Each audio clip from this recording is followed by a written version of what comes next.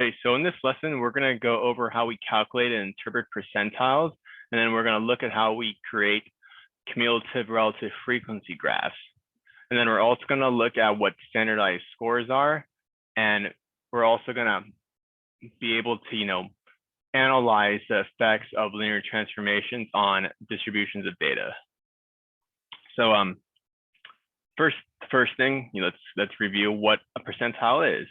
So a percentile basically, tells you what percent an individual lies above in a set distribution. So the definition is, if we were talking about the pth percentile, we're saying that the pth percentile is the value with p% of the observations less than it.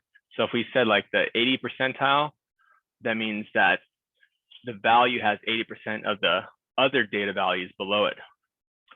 So again, let's go through an example problem because that's always the best way to make this stuff clear. So here we have an example where we have a set of data that shows the number of wins for each of the 30 Major League Baseball teams in the year 2012. So we're going to find the percentile for the following teams: the Minnesota Twins, who won 66 games, and the Washington Nationals, who won 98 games, and the Texas Rangers and Baltimore Orioles, who both won 93 games. Okay, so let's look at the first one. So for the Minnesota Twins, they won 66 games. So we want to see how many of the values out of the 30 are less than 66. So let's count. We got 1, 2, 3. We don't count 66 because that's equal to 66. It's not less than 66. So 3. And only 3. So 3 out of 30 is 0.1, which is equivalent to 10%.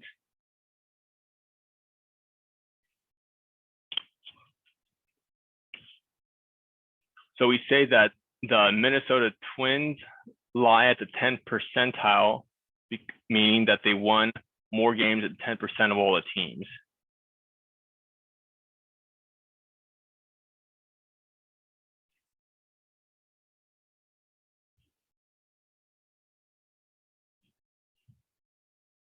So the Minnesota Twins won more games than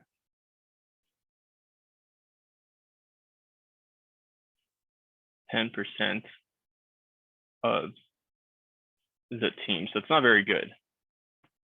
They only did better than 3 teams. Let's look at B. The Washington Nationals, who won 98 games. So let's look at how many values are below 98. So we got those same 3. 1, 2, 3, 4, 5, 6, 7, 8, 9, 10, 11, 12, 13, 14, 15. I just realized they're in order, so we just go and count all of them, essentially. All of them except this one. So 29 out of 30. Now, it's an approximation. 29 divided by 30. It's about 96.6. 0.96 repeating, so approximately 97%. So even though they're a top team, we can't say that they're at the 100th percentile because they can't win more games than themselves. So we say that they're at about the 97th percentile because they won more games than about 90% of the teams. The Nationals won one more games than about 97% of the teams.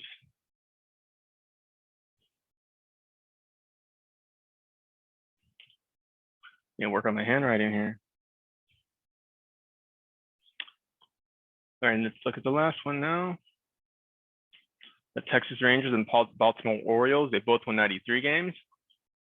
So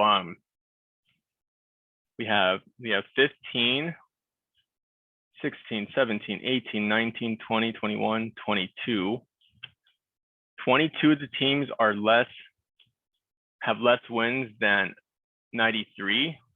So we do 22 over 30. Now, even though there's two 93s, we don't double count them because again, you can't win more teams than yourself, and you can't, it's possible you could tie. So we don't include those. So we just count the ones below. So 22 over 30. It should be a little more than 70%. Yeah, about 73.3%.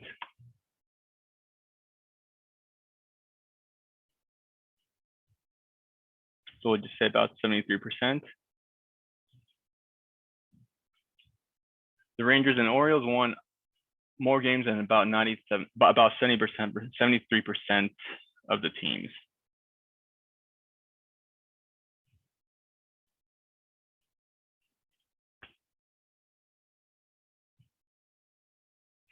One.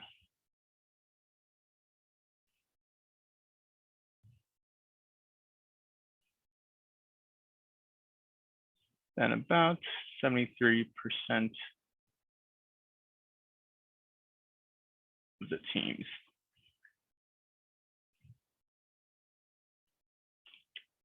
Okay, so let's look at the next problem. Okay, so we're going to look at cumulative relative frequency graphs. Okay, so here we have a set of data that shows the median income and the frequency here. So how many of the total households, and this is going to be in the nation, so it should add up to about 50.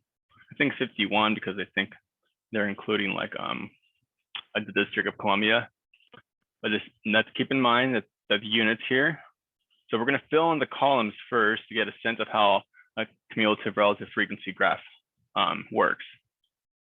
So let's again look at the total in this bottom row here.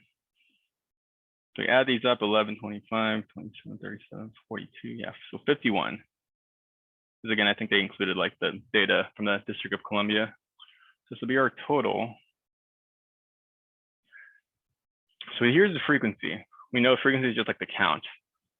So we're saying one of the state had a median household income between 35 but less than $40,000.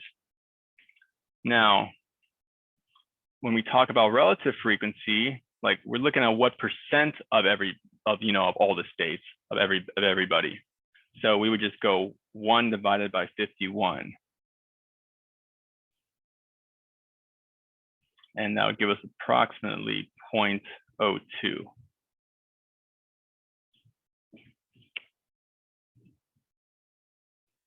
So let's look at the next row.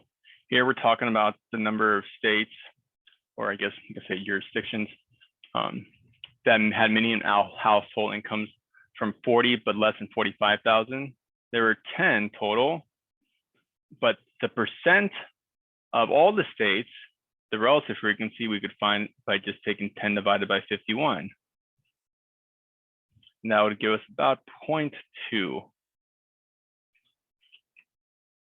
Remember, it's not too important that you round, that you're super exact in statistics. Just again, make sure it makes sense in the problem. Like if you did that, so you would get 0.196. There's no real point of rounding or going all the way to the thousand spot. So the next one, the median household incomes from 45 to less than $50,000. There are 14 states. So we can do 14 out of 51. And we would get about 0.27. So you get the idea. So let me just power through this. For each of these, we just do that frequency divided by 51. And again, I'm doing approximations. 5 out of 51, about 10%, 0.1. 6 out of 51, about 0.12. And 3 out of 51, about 0.06.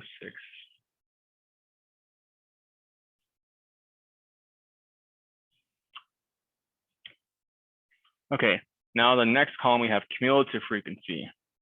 Think about the word what cumulative means. Just like in real life, like you say you have your cumulative GPA. It's your GPA, added, through various semesters. So for the first one, we have nothing that we're going to combine this with because we all we have is 1. So the cumulative frequency is just going to be 1. Now, for the next row, we're going to take 10 plus 1 because we're adding those and we're going to get 11. The next one, we're going to take 14 plus 10 plus 1. We'll get 25. Next one, we'll add 12 to that. 12, 14 plus 10 plus 11, 37, and so forth. Next one, we're going to add 5 to it, 42. Add a 6 to this total, we'll get a 48. And we should end up with 51, which we do because we add 3 to 48 and we get 51. Okay, now the cumulative relative frequency. So similar to this, but we're going to take the percent that this makes up of the total. So this one coincidentally happens to be the same because it's just 1 over 51, which gives us 0.02 again. Here we're going to take 11 out of 51. Should be about 0.22. Then we go 25 out of 51. 0.49. And so forth. 37 out of 51. 0.73. 42 out of 51. 0.83.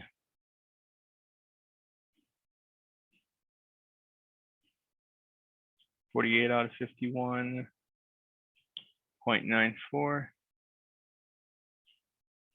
and then 51 out of 51, which should be everything. It'll be exactly 1.0. Okay, so what are these values used for? Well, they're used to make the actual graph. So below, we're gonna graph this data. And then we're gonna answer these questions here. So how does this work? Well, think of like this,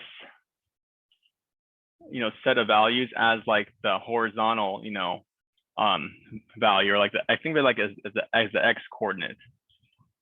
And then these values, think of them as like the y coordinates.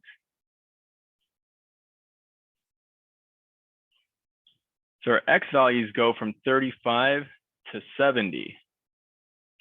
So let's set up this graph to, show that. So let's go 35, starting here.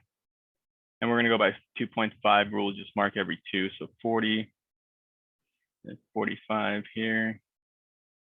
This will be a 50, 55, 60, 65, and then 70 at the end. This is going to represent the median income in thousands of dollars.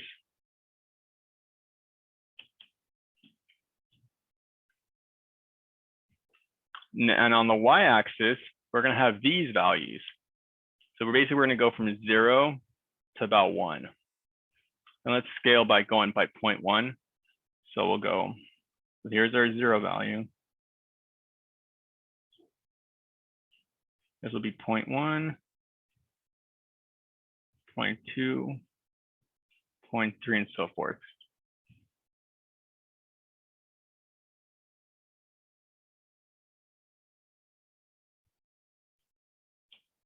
And again, let's make sure that we label the axes. So we're going to label this cumulative relative frequency.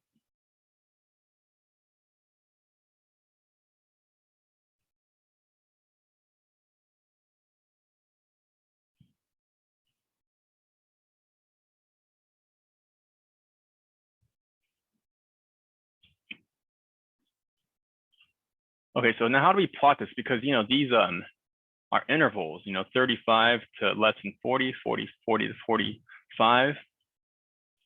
So what do? Well, the general, strategy is to plot the right endpoint, because you're going to see that these are going to make some sort of like broken up piecewise like graph.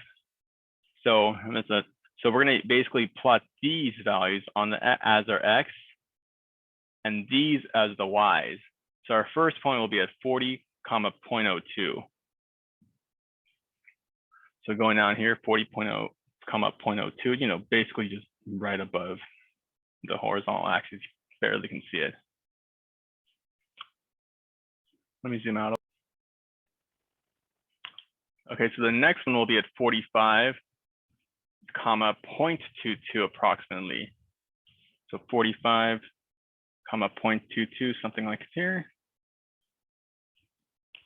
Then we go 50, 0.49. So 50, 0.49, like right about there. Then we go 55, 0.73. 55, 0.73. 60, 0.83. 65, 0.94. And 70, 1 right at the end. And then we connect these points, with as the best we can. But let's go straight line segments here.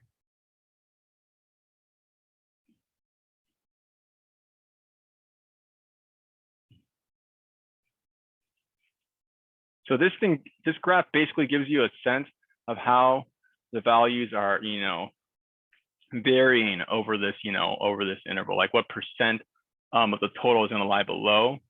So let's look at these questions so we can get a sense of how, this works. So question A, what percentile is California with a median household income of $57,445? So we look to see where approximately $57,445 is. And we would say, it's something like, this is 57.5. So it's going to be basically right below, like right before, like right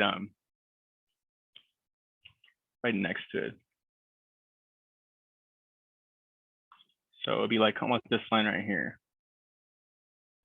So let me drop a segment, and that's like to represent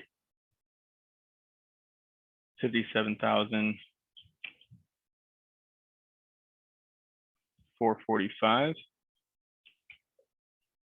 And what we do is we see where this would intersect the graph if we, went all the way up, drew a vertical line segment.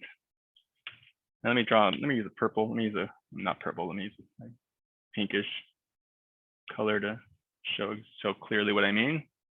So it intersects about right here. And then from here, we draw a horizontal to, gauge exactly about where that value is. And it's right before the 80 percentile mark. So, it's about 78%, 79%, we could say. So we could say about 0.79. So we could say about the 79th percentile. So in context, that's saying that the median household income for California is more than 79% of the other states. So part B, let's estimate and interpret the first and third quartiles of this distribution. So do you remember what the quartiles are? When we talk about the first quartile, we're talking about the 25 percentile, and the third, we're talking about the 75 percentile. So you're going to work this time backwards from the y value and estimate the x value. So let's first look at 25 percentile. That would be halfway between 0.2 and 0.3. So we draw a horizontal line that goes like this, right in the middle. And let me use my purple.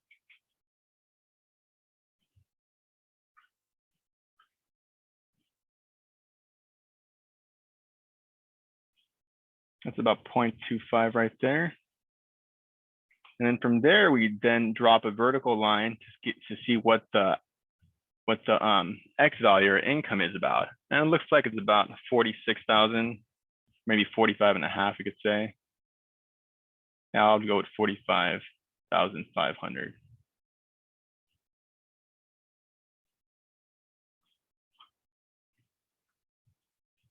And then now for the 75 percentile, it would be, halfway between 0.7 and 0.8. So it'd be right about here. If we draw a vertical line like this, intersects right about there, right? But it should be above that point actually. So we drop it down. It's going to be, a little more than 55.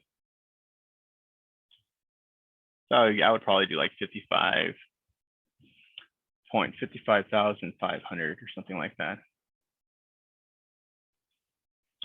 So the way we interpret this, we would say that 25% of the household incomes are below 45,500.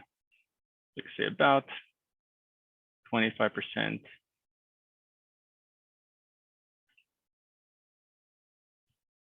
of the household incomes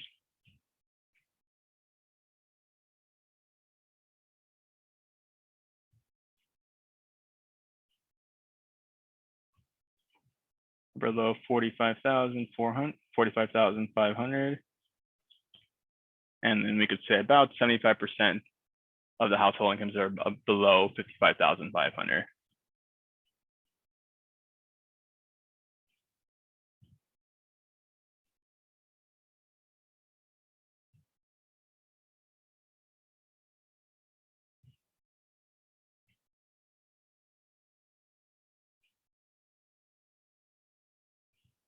Are below 55,500.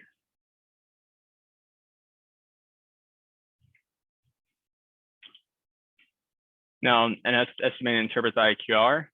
Well, we pretty much already found those values because remember the IQR is basically the length from the first quartile to the third quartile, or Q1 to Q3. So for part C,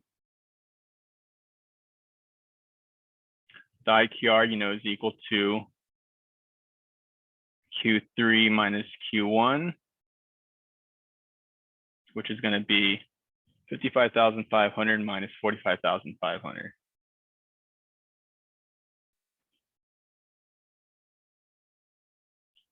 Which gives us exactly $10,000.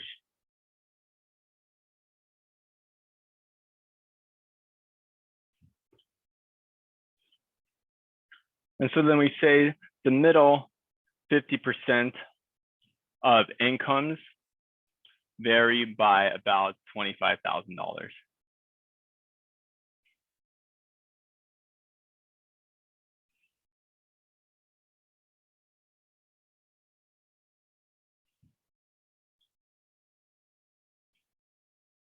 Of households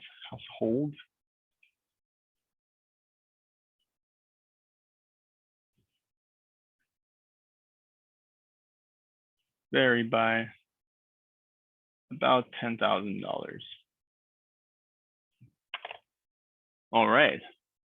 So that's all there is to it.